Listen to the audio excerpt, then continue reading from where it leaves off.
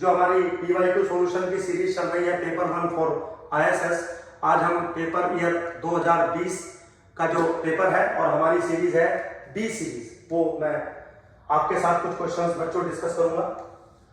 Question number 6 है आज सबसे पहले। क्या क्वेश्चन है? A manufacturer claims that the lifetime of its product is more than 250 hours. ये जो है वो नल हाइपोथेसिस लेके चल रहा है कि मोर देन 250 आवर्स आपका जो मैन्युफैक्चरर है उसका लाइफ टाइम वो बता रहा है। To verify its claim based on 24 randomly observed lifetimes, which one of the following test can be used? Sign test है, मान विटनी टेस्ट है, मीडियन टेस्ट है, कोलमोग्राफ सरनाउंड टेस्ट है। तो ये दो तो बिल्कुल नहीं हो सकते मेरे बच्चों, क्योंकि ये 2 सैंपल टेस्ट है दोनों। ठीक, अब हम यहाँ पे जो हम टेस्ट करते हैं वो साइन टेस्ट यूज किया जाता है। हाइपोथेसिस बनेगी हमारी H0 such that the median is greater than 250 और H1 बनेगा the median is less than 250। ठीक है, क्योंकि हम साइन टेस्ट में मीडियन के थ्रू ही हम 1 सैंपल ऑब्जर्वेशन को टेस्ट करते हैं कि भाई जो एवरेज है वो 250 से ग्रेटर होगा या 250 से लेस होगा। बट हम साइन टेस्ट में हमेशा मीडियन का इस्तेमाल करते हैं। तो मेरे बच्चों यहां पर जो ऑप्शन होगा वो A option is the correct option. तो कोई न्यूमेरिकल कैलकुलेशंस नहीं है, ओनली थ्योरेटिकल है। अगर आप साइन टेस्ट जानते हैं और मीडियन टेस्ट जानते हैं, दोनों के बीच का डिफरेंस अगर आपको पता है तो कंफर्म ये क्वेश्चन आप इजीली कर सकते हैं, कोई इसमें ऐसा रॉकेट साइंस नहीं है। चलिए आगे चलते हैं बच्चों। नेक्स्ट क्या है? If XR is the rth order statistics in a random sample of size n from a distribution with CDF f of x which is continuous। मतलब x कोई रैंडम वेरिएबल है, किसी पॉपुलेशन को फॉलो करता होगा जिसका CDF है वो f of x है। वहां से एक सैंपल लिया हमने जिसका rth ऑर्डर स्टैटिस्टिक्स है XR।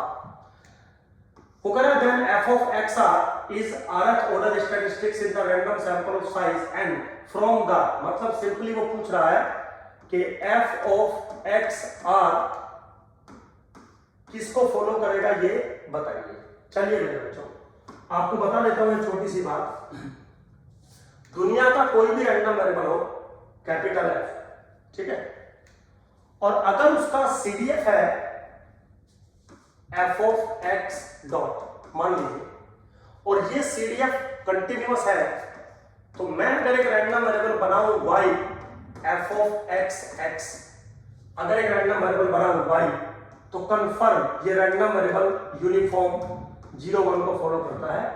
चाहे x रैंडम वेरिएबल कुछ भी हो, उसका CDF कुछ भी हो, if this CDF is continuous then this must follow the uniform 0-1, must follow the uniform 0-1। अब आप बोलोगे सुधीर सर कैसे? देखिए बहुत सिंपल है। मान लीजिए आपने एक ट्रांसफॉर्मेशन बनाई y is equal to f of x, तो आपको एक रूल पता है कि dy by dx is nothing but f of x, बिल्कुल बनेगा। अगर मैं इसका मोड कर दूं तो यहां पर भी मोड हो जाएगा, और ट्रांसफॉर्मेशन का रूल है f of x is equal to mod of dy by dx into f y, where this is the density function of x, this is the density function of y। बिल्कुल ठीक है। अब यहाँ पे density function of x इसके बराबर है is equal to mod of dy by dx इसके बराबर है, बट क्योंकि ये डेंसिटी फंक्शन है तो ये हमेशा पॉजिटिव रहेगा, तो मोड लिखने की मुझे जरूरत नहीं है, same into f y y। अगर मैं इसको थोड़ा सा सिंप्लीफाई करूं तो यहां पर f y y is equal to 1 which is a constant, और कांस्टेंट डेंसिटी सिर्फ और सिर्फ यूनिफॉर्म रैंडम वेरिएबल की होती है। तो यहां पर हमें ये पता लग गया कि y जो है वो यूनिफॉर्म रैंडम वेरिएबल को फॉलो करेगा। लेकिन एक क्वेश्चन आपके दिमाग में उठ सकता है कि sir which uniform, uniform 0-1, uniform 1-2, uniform 2-3, uniform 8-9, तो ये सबका डेंसिटी 1 ही है, तो किस यूनिफॉर्म को फॉलो करेगा? वो भी बिल्कुल इजीली बताया जा सकता है। कैसे? देखिए, y किसके बराबर है बच्चों? y है CDF के बराबर, और दुनिया का कोई भी CDF हो वो हमेशा लाइज बिटवीन 0 to 1 के बीच में होता है। तो y is always lies between 0 to 1। That's why the CDF is always follow the uniform 0 1। अब उसने क्या किया? सिंपली x के प्लेस पर rth ऑर्डर स्टैटिस्टिक्स डाल दिया, xr, समझ गए? तो ये क्या बन गया? f of xr। तो अभी भी यूनिफॉर्म को ही फॉलो करेगा, क्योंकि मैंने बोला था कि x दुनिया का कोई भी रैंडम वेरिएबल हो, यूनिफॉर्म को ही उसका CDF फॉलो करता है। तो बहुत छोटी सी बात थी। सेकंड ऑप्शन यानी कि B option is the correct option. अगर आपको ये छोटी सी बात पता थी तो एक सेकंड में क्वेश्चन हो जाएगा, अदरवाइज क्वेश्चन होना थोड़ा मुश्किल है। चलिए बच्चों, अगले क्वेश्चन पे आते हैं। नेक्स्ट क्वेश्चन क्या कह रहा है? Let Rij denote the correlation coefficient between xi and xj variables if r12 is sin square theta. चलिए जी, r13 cos theta, r23 sin थीटा, theta lies between -π to π, then partial correlation coefficient r12.3 किसके बराबर होगा, ये आपको बताना है। बहुत सिंपल क्वेश्चन है। तो मेरे बच्चों, सबसे पहले तो आपको थोड़े से फॉर्मूलाज पता होने चाहिए। जैसे r12.3 is what? r12 minus r13 into r23 divided by under the root of 1 minus r13 का whole square into under the root of 1 minus r23 का होल स्क्वायर। ठीक है, सिंपल मैंने फॉर्मूले डाले हैं, इसमें मैंने कोई ऐसा रॉकेट साइंस नहीं लगाई है। अब सबकी वैल्यू डालिए। r12 किसके बराबर है? sin square theta. चलिए, माइनस r13 किसके बराबर है? Cos theta. चलिए जी, इंटू r23 किसके बराबर है? Sine theta. ठीक है जी, under the root of divided by 1 minus r13 square, यानी कि 1 minus cos square theta sine square theta. तो यहां से आपको साइन स्क्वायर थीटा मिल जाएगा। Under the root of 1 minus sine square theta cos square theta, यहां से आपको कोस स्क्वायर थीटा मिल जाएगा। तो चलिए जी, मैंने क्या किया? साइन स्क्वायर थीटा मैंने ऊपर से कॉमन ले लिया, 1 माइनस, यहाँ पे जब आप साइन स्क्वायर थीटा लोगे कॉमन तो cos theta upon sine theta 1 minus tan theta आपको यहाँ पे मिल जाएगा। डिवाइडेड बाय नीचे क्या बच रहा है? देखें, कुछ नीचे बच रहा है sine theta into cos theta. Simple है बिल्कुल। हो सकता है कोई ऑप्शंस में कुछ प्रॉब्लम हो रही हो, या कैंसिल आउट कुछ हो सकता है। कैंसिल आउट इससे ये हो सकता है। तो कितना बचेगा? बाहर बचेगा tan थीटा और अंदर भी आपका tan थीटा बच रहा है। यस ना? नहीं, कुछ गड़बड़ हम लोग कर रहे हैं। चलिए एक काम करते हैं, ऐसे मत करो इसको, हम ऐसे ले लेते हैं। इसमें से हम साइन थीटा और कोस थीटा कॉमन ले लेते हैं। तो यहाँ पे क्या बचेगा? यहाँ पे बच जाएगा tan थीटा। वो cos theta upon sine theta बच रहा था, tan theta minus 1 divided by sine theta into cos theta. Cancel out, क्या बच रहा है? tan theta minus 1। ये ठीक है, ठीक है। नहीं तो वो कोस थीटा अपॉन 1 में मुझे बचाना पड़ता वैल्यू। तो tan थीटा माइनस 1, इसका मतलब C option is the correct option.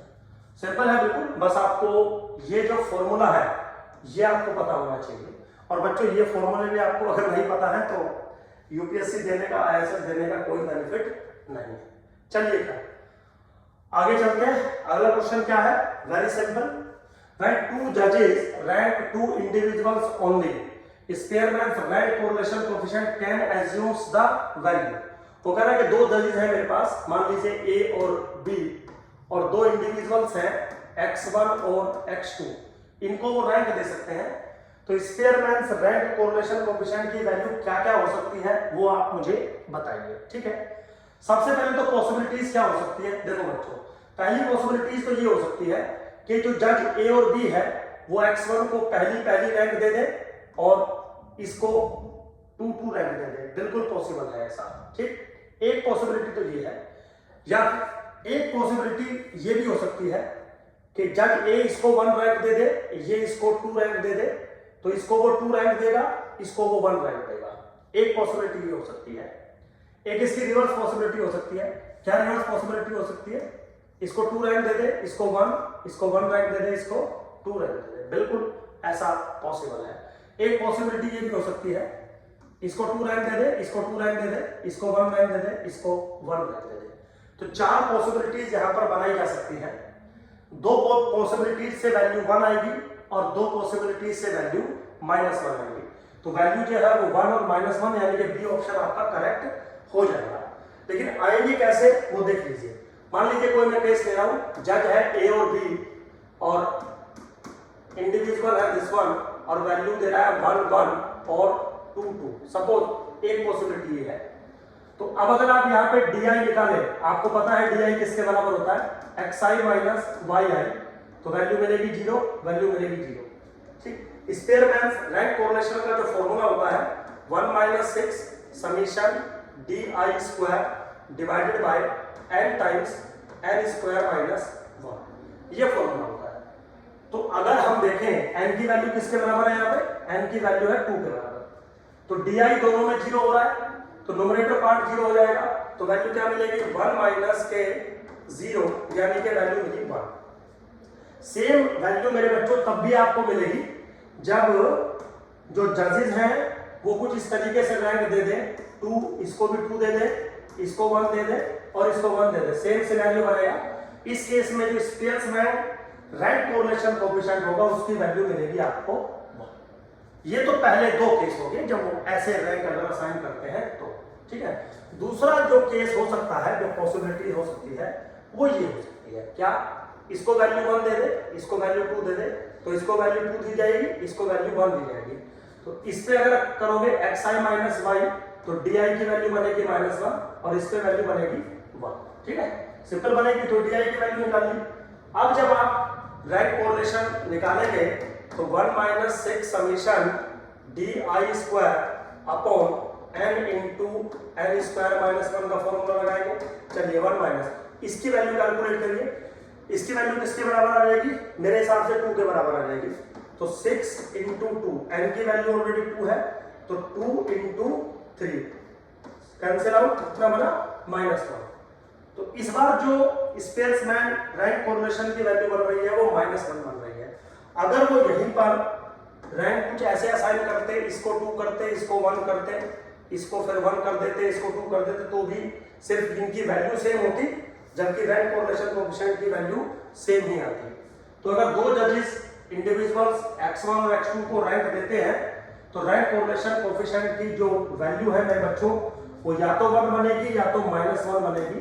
इसका मतलब बी ऑप्शन बिल्कुल करेक्ट है और सिंपल है, कोई ऐसा रॉकेट साइंस नहीं है। चलिए अब अगले क्वेश्चन पे आते हैं विदाउट वेस्टिंग द टाइम। क्या कह रहा है, late x1 x2 x3 x4 x5 be 5 independent observation from a continuous distribution with the distribution function f of x and the probability density function small f x. What is the probability density function of the sample median? Sample के median का density function आपको बताना है और 5 observations का sample है, x1 x2 x3 x4 x5। सबसे पहले तो हम अगर ऑर्डर स्टैटिस्टिक्स बनाएं तो x1 x2 x3 x4 और x5। ठीक है बेटा, इसका जो मीडियन बनेगा वो ये बनेगा, यानी कि आपको जो डेंसिटी फंक्शन चाहिए वो चाहिए x3 कर्ली ब्रैकेट का। ठीक है, x ब्रैकेट का आपको जो है डेंसिटी फंक्शन चाहिए क्योंकि मीडियन यही बनेगा। अब मेरे बच्चों एक रूल है, अगर आपके पास n ऑर्डर्ड स्टैटिस्टिक्स है x1 to xn, n ordered statistics है जिनका पीडीएफ और सीडीएफ आपको कैलकुलेट करना है, जो ओरिजिनल पॉपुलेशन है उसका पीडीएफ और सीडीएफ आपको दे रखा है। तो इसमें जो rth ऑर्डर स्टैटिस्टिक्स होगा xr, इसका जो डेंसिटी फंक्शन होता है f of r x से, जिसको हम डिनोट करते हैं, दिस इज 1/बीटा r n minus r plus 1 into f of x to the power r minus 1 minus F of x to the power n minus r into F of x. बच्चों ये एक general formula है, इसमें मेरा कोई लेना देना नहीं है, बहुत जनरल फॉर्मूला है। अगर इस चीज को हम यहाँ पर अप्लाई करें तो एक्चुअली में हमारा n की जो वैल्यू है वो है 5 और जो r की वैल्यू है वो है 3। अगर आप गौर से देखें तो जो f3 यानी कि मीडियन का जो डेंसिटी फंक्शन बन जाएगा वो बन जाएगा 1/बीटा 3, चलिए जी, इंटू एफ ऑफ एक्स की पावर 2, क्योंकि 3 माइनस 1 2, और 1 minus F of x to the power 2, क्योंकि 5 माइनस 3 ये भी 2 बनेगा, into density function F of X. तो सिंपली आपको इसको सोल्व करना है। जब इसको सोल्व करोगे तो ये बहुत आसान है, कोई ऐसा रॉकेट साइंस नहीं है। 1/बीटा 3 बराबर होगा गामा 6 अपॉन गामा 3 के। ना ऊपर वाला बनेगा 5 फैक्टोरियल, नीचे 2 factorial into 2 factorial, so this is equal to nothing but 30। ठीक है, तो 30 इसका मतलब D option is the correct option बेटा। बिल्कुल सिंपल था बच्चों, बहुत आसान थे सारे क्वेश्चंस, मैक्सिमम 4 से 5 मिनट में हो जाने थे, क्योंकि ये जो चीजें हैं ये चीजें सब बहुत नॉर्मल चीजें हैं। मैं ये नहीं कहता कि हम ही ये चीजें पढ़ाते हैं अपने बच्चों को कोचिंग में, भाई सब पढ़ाते होंगे, क्योंकि ये चीजें बहुत आसान है। बस ये है कि आपको क्विकली याद रह जाए ये चीजें, या ज्यादा से ज्यादा प्रैक्टिस में हो। तो प्रैक्टिस आप करते रहिए। हाँ, प्रैक्टिस करने से पहले आपको थ्योरेटिकल नॉलेज होना सब्जेक्ट की बेहद जरूरी है, और तभी बच्चों जब आपको थ्योरेटिकल नॉलेज होती है तभी आपको प्रैक्टिस करने में भी मजा आता है। चलिए खैर, विदाउट वेस्टिंग द टाइम आगे चलते हैं। अब हम मिलेंगे नेक्स्ट वीडियो में, जो बाकी क्वेश्चन इस पेपर के बचे हैं। आपको बता दूं हमारी जो सीरीज थी वो बी सीरीज थी, paper 1 ISS year 2020। Thank you very much.